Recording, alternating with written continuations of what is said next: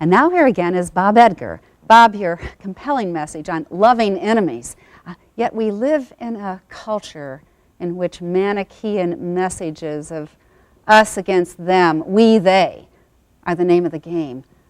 How can we, as people of faith, begin to see the face of Christ that you talk about in the faces of the least of these, or our enemies?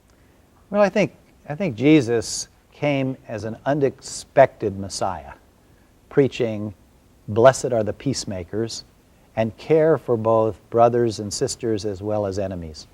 And I think it's very difficult for contemporary society. We have this opinion that we can solve the issue of terrorism by bombing capitals, that we somehow can be arrogant enough to decide who lives and who dies. They can't have the weapons, but we can. The fact of life is all of us should melt our nuclear weapons down and find a way to live in this century and in the foreseeable future in peace and justice. I'm helped by reading the Old Testament, where the prophets never had a majority and never took a vote, never thought God's will was what one more than half of us think it is. And I believe that Jesus is really challenging us today, if we look carefully at his message, to think differently than the larger society that thinks that it can handle its problems with the use of force. If we all belong to God, then we all belong to each other. It's a concept some people have trouble grasping. Must ask you, Bob, you have a reputation as a coalition builder, in your years as a congressman from Pennsylvania, and of course your years as an ordained minister in the United Methodist Church and now head of the historic National Council of Churches. Tell us what you're going to do in Cuba.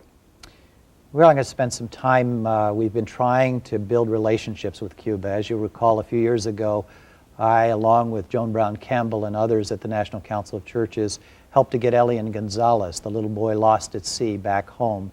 And for the last 30 years, we've had a humanitarian relationship with Cuba through the Cuban Council of Churches and a license from our own government to work in Cuba. It's time now for us to lift the embargo with Cuba, and so I'm taking delegations there throughout this year, particularly conservative and evangelical persons who normally would support the embargo. I think they've realized that after 40 years the embargo isn't working, and perhaps the best thing to do is to build bridges of love and compassion and relationship with the people in Cuba. The churches are growing in Cuba. People of faith are there. We're dedicating a new Greek Orthodox church in Cuba in the near future. And so I believe this is the time to change the way we think about Cuba and to build friendship rather than hostility. And you are wearing a green ribbon that has great meaning and passion for you. In 15 seconds, can you tell us what it means? Right. The green ribbon represents Peaceful Earth. The National Council of Churches works on poverty issues, works on environment, and works on peace with justice. And this symbolizes that for us. Thank you, Bob Edgar, for your prophetic leadership and vision.